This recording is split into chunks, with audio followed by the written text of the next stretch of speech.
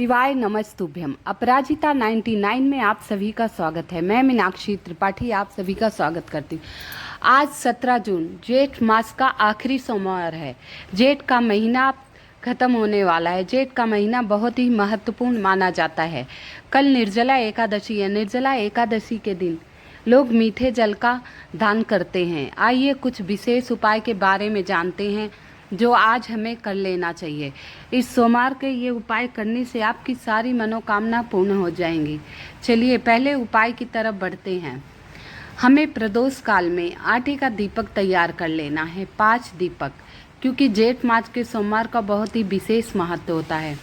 5 आटे का दीपक आप तैयार कर लिए। उसमें नमक नहीं डालना है, 1 चुटकी हल्दी डालकर आप आटे का दीपक तैयार कर लीजिए। और जो आपके पास सामग्री हो, पान, सुपारी, फूल, भांग, धतूरा, कुमकुम, चंदन, नैवेद्य, जो भी आपके पास सामान हो, धूप दीप नैवेद्य सब लेकर शिव मंदिर चले जाना है। प्रसाद के लिए कुछ मीठा बना लीजिएगा। वहाँ जाने के बाद पहले आप 1 लोटा जल गणेश जी के स्थान पे ओम श्री गणेशाय नमः, ओम कार्तिकाय नमः, फिर माता अशोक सुंदरी के स्थान पर, फिर माता पार्वती के हस्त कमल पे। शिवलिंग पर ही पूरा शिव परिवार होता है, तो हस्त कमर पर डालने के बाद शिवलिंग पर श्री शिवाय नमस्तुभ्यम का जाप करते हुए उत्तर दिशा की तरफ बैठना है। आप लोगों को जाप करते हुए धीरे धीरे सारा जल शिवलिंग पर समर्पित कर दीजिएगा। सारा जल आप शिवलिंग पर समर्पित कर दीजिएगा। इसके बाद जो आप दीपक ले गए हैं, 5 दीपक आप प्रज्वलित कर लीजिए। शिव मंदिर में ही 5 आटे के दीपक को प्रज्वलित कर लीजिएगा।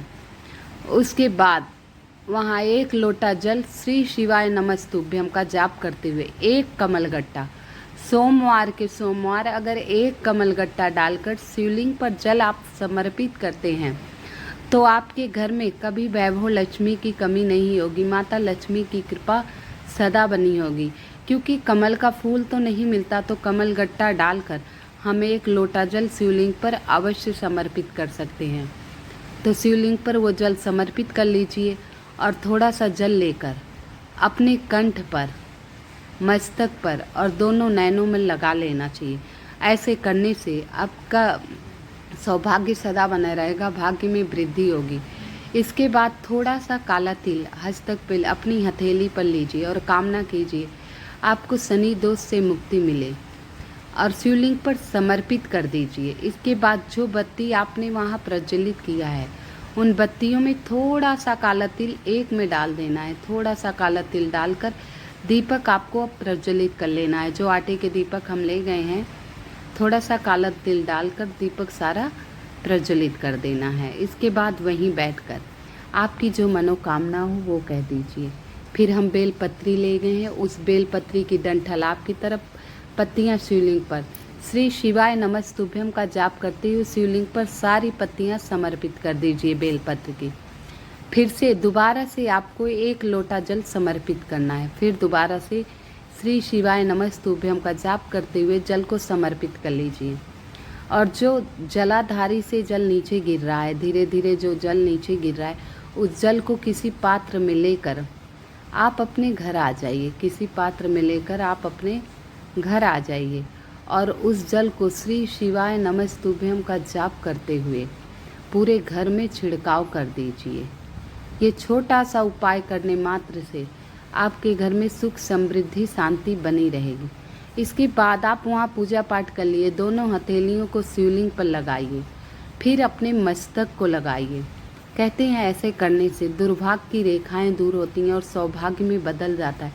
भगवान हमें कष्ट तो देते हैं, लेकिन ऐसे मस्तक शिवलिंग पर रखने से, दोनों हथेलियां रखने से भगवान उन कष्टों को थोड़ा कर देते हैं। कष्ट हमें सहना जरूर पड़ेगा, लेकिन वो कष्ट भोलेनाथ अवश्य काट देते हैं।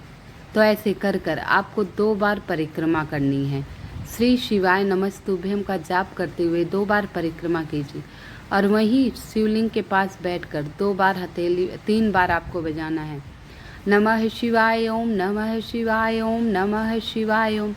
ऐसे करने के बाद वहीं बैठकर जो आप दुपट्टा साड़ी पहने हो आंचल फैला कर कहिए, हे भोलेनाथ, हे नाथों के नाथ, हे पशुनाथ महाराज, हे पशुपतिनाथ महाराज, हे देवों के देव महानाथ, हे भोलेनाथ, आप सदा कृपा करें। आप तो महादेव हैं, भोलेनाथ हैं। कहते हैं आप एक लोटे जल से ही प्रसन्न हो जाते हैं। मुझे बुद्धि नहीं, पूजा का ज्ञान नहीं, मैं मूर्ख हूँ, अज्ञानी हूँ, बेवकूफ़ हूँ। जो भी मुझसे बना मैंने वो पूजा की। कृपया करके मुझे इस पूजा का फल दीजिएगा। मुझ पर कृपा सदा बनाए रखिएगा। मेरे गलती अपराधों को क्षमा कीजिए।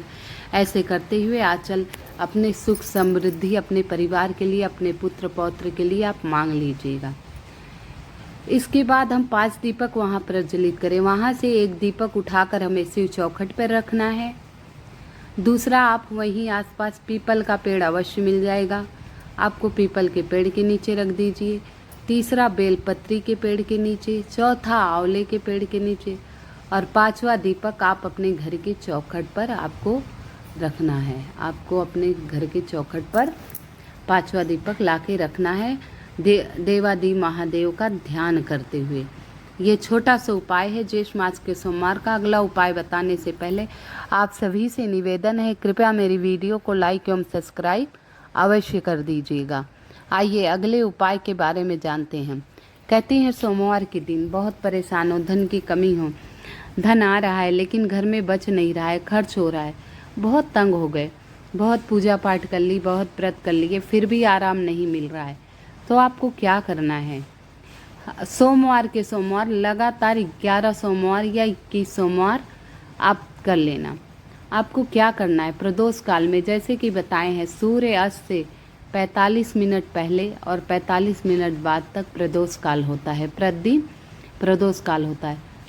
तो प्रदोष काल में हमें बेलपत्री के पेड़ के नीचे जाना है। कहाँ जाना है? बेलपत्री के पेड़ के नीचे। गाय के घी का, शुद्ध घी का दीपक, अगर गाय का घी नहीं मिल रहा है तो जो आप घर में उपयोग करते हैं शुद्ध होना चाहिए, उस दीपक को आप पीपल के पेड़ के बेलपत्री के पेड़ के नीचे प्रज्वलित कर दीजिए और कह दीजिए, हे माता लक्ष्मी मेरे साथ आइए, हे माँ लक्ष्मी मेरे साथ आइए। मात्र इतना कहकर माता लक्ष्मी आपके साथ आ जाएंगी। इसकी एक अद्भुत कथा है। कहते हैं भगवान माता लक्ष्मी का विवाह लोग शंकर जी से करना चाह रहे थे, लेकिन माँ लक्ष्मी नारायण को अपना पति मान चुकी थी। तो उन्होंने भोलेनाथ से कहा, हे नाथों के नाथ, हे पशुपतिनाथ महाराज, हे भोलेनाथ, हे देव महादेव, मैं अपने पति के रूप में प्रभु नारायण का वरण कर ली हूँ। कृपया मेरा विवाह उनसे ही होना चाहिए।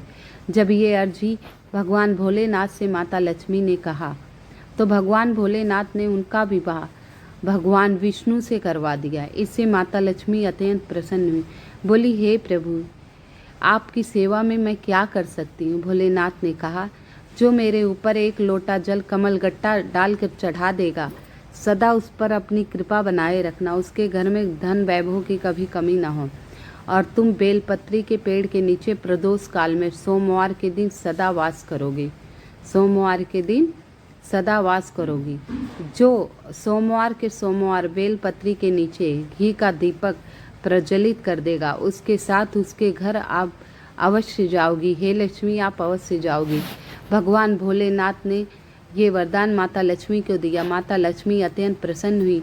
बोली, हे प्रभु, मैं सदा ऐसे ही करूँगी। जो सोमवार के दिन मेरे बेलपत्री के पेड़ के नीचे घी का दीपक प्रज्वलित करेगा, मैं उसके घर जाकर सुख सुविधा, धन वैभव, धन संपत्ति, हर दुख को हल लूँगी और सदा उसे धनवान बनाए रखूँगी।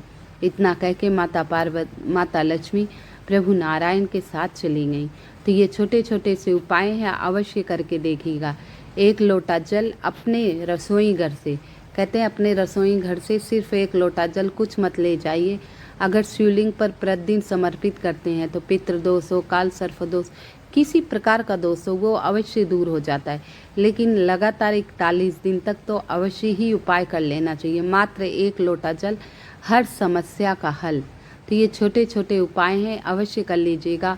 आज अवश्य जल चढ़ा कर आइएगा। बहुत ही विशेष दिन है। निर्जला एकादशी भी आज से आरंभ हो गई है, लेकिन व्रत लोग कल करेंगे। आज सुबह 4:45 से निर्जला एकादशी का आरंभ हो चुका है। तो शिवलिंग के पास बैठकर प्रभु नारायण के नाम का जितना जाप करेंगे उतना ही महादेव अत्यंत प्रसन्न होंगे। तो आप लोग भी आज प्रदोष काल में जल अवश्य डाल के आइएगा और भोलेनाथ से अपनी मनोकामना कहिएगा। भगवान भोलेनाथ 100% आपकी सारी मनोकामनाएं अवश्य पूर्ण करेंगे। हर हर महादेव।